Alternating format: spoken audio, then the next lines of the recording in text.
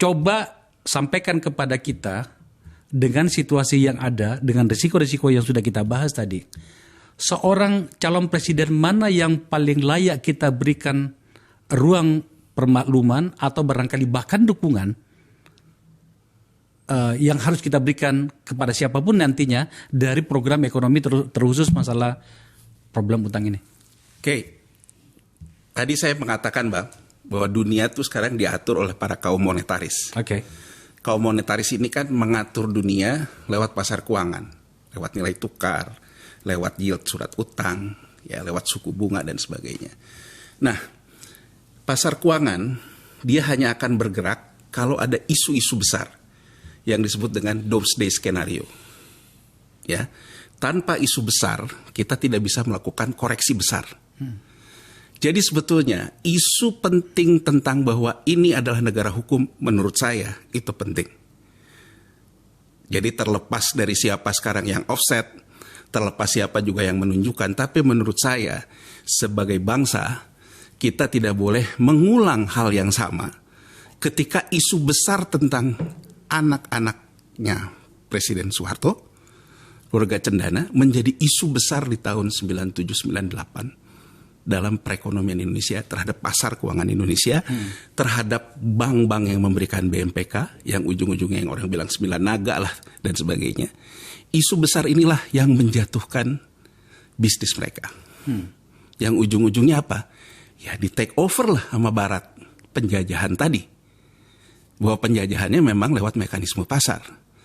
Nah, menurut saya jadi artinya apa?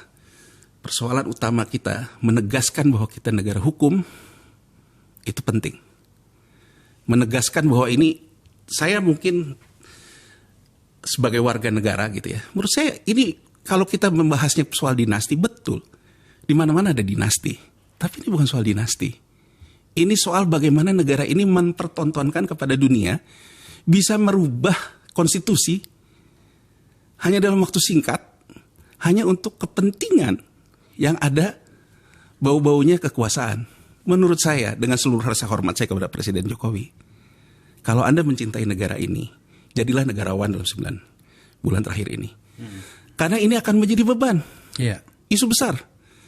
Jadi katakanlah misalnya sekarang kita melihat figur seorang Prabowo Subianto, anak seorang begawan ekonomi yang sudah dari kecil dia memahami tentang bagaimana pergolakan ekonomi, bagaimana perang-perang, isu doomsday skenario dan sebagainya. Tapi beban isu besar juga digendong oleh dia. Nah, demikian halnya juga dengan Anies, Caimin, Ganjar, dengan Prof. Mahfud. Kita jangan memikul beban-beban besar. Apa kesimpulannya, Mas? Kesimpulannya, ngono ya ngono, ning ojo ngono kata orang Jawa. Ya. Bahwa kita tahu politik ini dibiayai oleh donatur, tahu. Ning ojo ngono, jangan ditunjukkan bahwa seolah-olah apa-apa tuh sekarang boleh. Karena kita berkuasa. Apa-apa cuma dibagi di antara mereka. Janganlah.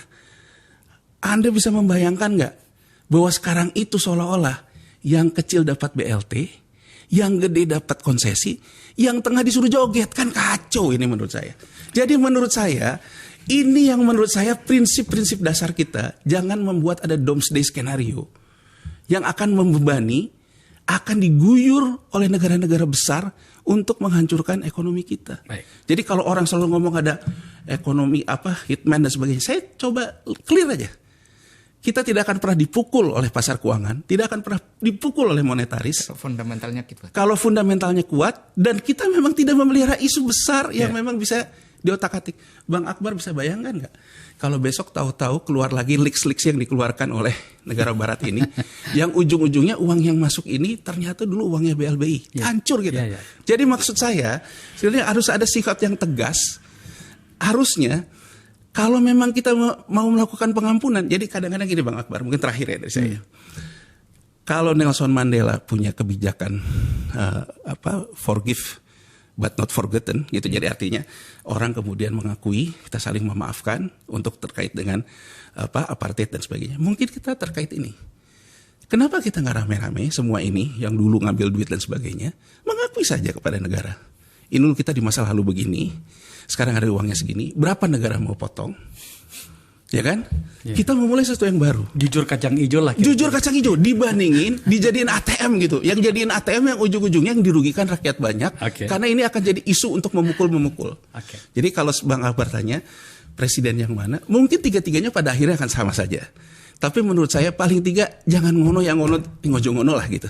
Jangan terlalu vulgar gitu. Seolah-olah karena saya berkuasa saya berhak ngapain aja. Jangan gitulah gitu. Karena itu akan ada kaitannya sama ekonomi. Iya. Makanya saya berpikir tadi itu bahwa belum sampai sejauh ini kita ngomongnya, karena saya tampaknya akan mengangkat ini beberapa episode ya. Kenapa sih kita menghindari? Saya terpaksa gunakan kata menghindari. Dan kemudian saya undanglah Anda. Tentu saja saya punya alasan mengundang teman-teman. Mas Misbakun, kita sudah lama sama-sama. Saya tahu bagaimana Anda dalam kondisi terjepit karena katakanlah misalnya partai Anda berada pada posisi mana, tapi nuranimu berada pada sisi mana. Saya pahamlah. Ya, saya beruntung bahwa saya kadang selalu menemukan kejujuranmu bahkan dalam situasimu yang sangat sulit. Terima kasih atas pertemanan itu. Mas Yanuar, tentu saja kita tahulah sikap Anda. Sampai saya sudah katakan tadi, kayaknya sudah mulai jarang diundang oleh pihak pemerintah ya. Itu resiko ya. Iya, tapi rakyat mencatat itu. Forum ini saya siapkan untuk percakapan antara anak bangsa tentang masa depan. Sebab kalau hanya kita selalu membicarakan masa lalu, saya rasa kita tidak kemana-mana. Ini tanggung jawab kita, teman-teman sekalian. Sekali lagi terima kasih telah membahas ini bersama dengan saya. Pemirsa, itu diskusinya. Nah, ya kan, saya bilang kan, sekali lagi ini pembicaraan yang berat. Tapi intinya adalah kita butuh kejujuran di dalam mengelola negara ini. Anda mendengarkan tadi diskusinya, tak usah saya simpulkan. Tapi setidaknya kita sudah bercakap-cakap. Itu hal yang paling penting. Kita berharap presiden yang akan datang, ya kalau enggak mau nonton acara ini, ya undanglah dua orang ini. Ajaklah orang-orang yang paham tentang masalah dan kemudian saling berjujur-jujuran lah tentang realitas yang ada. Mas Misbakun, Mas Yanuar tadi mengatakan banyak poin yang menurut saya jarang terbuka di ruang publik. Terima kasih telah menyaksikan acara ini.